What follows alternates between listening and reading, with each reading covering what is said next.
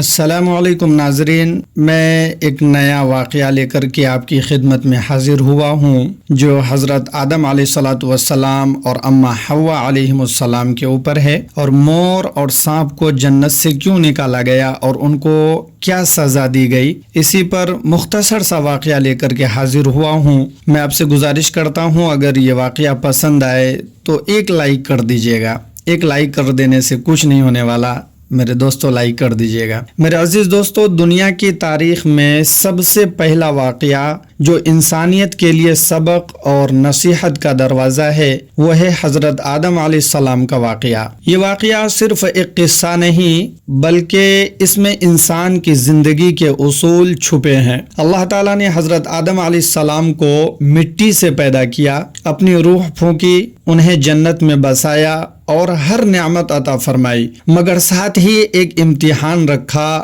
اور وہ امتحان تھا اللہ کے حکم کی پابندی۔ اسی امتحان کے پس منظر میں ایک عبرتناک قصہ سامنے آتا ہے، مور اور سانپ کا واقعہ، کہ کس طرح شیطان نے ان کو دھوکہ دیا اور کس طرح ان کے حسن و جمال کو سزا میں بدل دیا گیا۔ آئیے اس دلچسپ اور سبق آموز واقعے کی طرف بڑھتے ہیں۔ مور اور سانپ کی آزمائش۔ جب حضرت آدم اور حوا علیہ السلام جنت میں رہتے تھے تو شیطان دروازے پر کھڑا جلتا اور حسد کرتا تھا۔ وہ کہتا، یہ کیسے ہو سکتا ہے کہ مجھے جنت سے نکال دیا گیا اور آدم کو عزت دی گئی، میں انہیں بھی اللہ کے حکم کی نافرمانی کراؤں گا تاکہ وہ بھی جنت سے نکال دیے جائیں۔ لیکن جنت کے دروازے پر فرشتے پہرے دیتے تھے، شیطان براہ راست داخل نہیں ہو سکتا تھا۔ اس نے چال چلی اور سب سے پہلے مور کے پاس گیا۔ شیطان نے مور سے کہا، اے خوبصورت پرندے،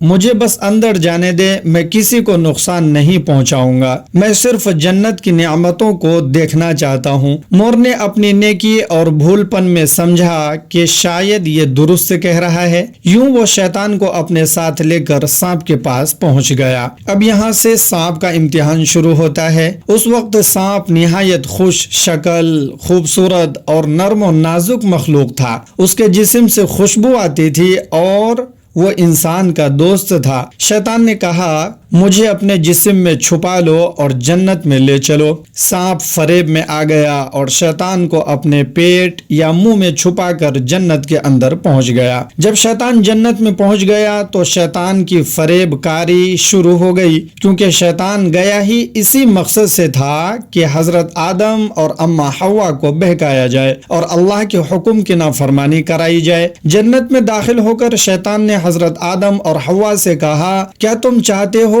کہ تمہیں ہمیشہ کی زندگی ملے، تمہیں لازوال بادشاہی ملے؟ اگر چاہتے ہو تو اس درخت کا پھل کھاؤ۔ پہلے تو دونوں جھجک محسوس کیے، مگر شیطان نے جھوٹی قسم کھا کر کہا، اللہ کی قسم، میں تمہارا خیر خواہ ہوں، میں تمہارا رفیق ہوں۔ یوں حضرت آدم اور حوا دھوکے میں آ کر درخت کا پھل کھا بیٹھے۔ اللہ تعالیٰ کا حکم ٹوٹا۔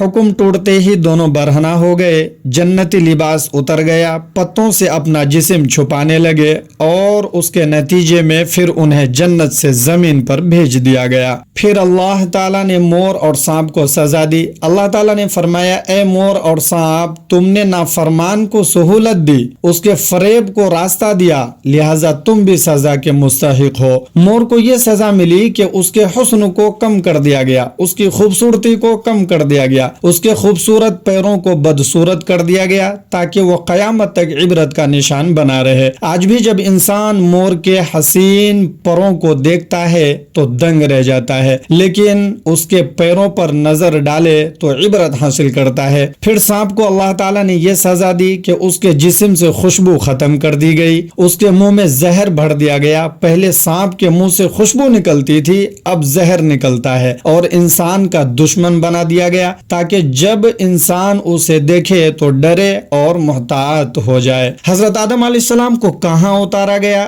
جب حضرت آدم علیہ السلام نے نافرمانی کی تو اللہ تعالیٰ نے انہیں جنت سے زمین پر اتارا۔ مفسرین فرماتے ہیں کہ حضرت آدم علیہ السلام کو ہندوستان کی سرزمین پر اتارا گیا، خاص طور پر سراندیپ سری لنکا کے پہاڑ پر۔ حضرت حوا علیہ السلام کو جدہ سعودی عرب میں اتارا گیا۔ یوں زمین پر ان دونوں کی جدائی بھی ان کے لیے آزمائش بن گئی۔ بعد میں اللہ تعالیٰ نے انہیں دوبارہ ملا دیا اور دنیاوی زندگی کا سفر شروع ہوا۔ دوستو، سبق اور نصیحت کیا ہے اس میں؟ اس پورے واقعے میں ہمارے لیے بے شمار عبرتیں ہیں۔ صحبت کا اثر، پہلی عبرت صحبت کا اثر۔ مور اور سانپ کی نیک نیتی بھی انہیں تباہی کی طرف لے گئی، کیونکہ انہوں نے غلط کا ساتھ دیا۔ شیطان کا طریقہ، وہ ہمیشہ میٹھی بات اور جھوٹی قسم کھا کر بہکاتا ہے۔ اللہ کا عدل، نافرمانی کرنے والا اور نافرمانی میں تعاون کرنے والا دونوں سزا کے مستحق ہوتے ہیں۔ زندگی کا امتحان، جنت سے زمین پر آنا اس بات کی یاد دہانی ہے کہ دنیا امتحان گاہ ہے۔ یہاں ہمیں اللہ کے احکام پر چلنا ہوگا تاکہ دوبارہ جنت کے حقدار بن سکیں۔ آئیے دعا کرتے ہیں، اے اللہ ہمیں شیطان کے فریب سے محفوظ فرما، اے اللہ ہمیں نیک صحبت عطا فرما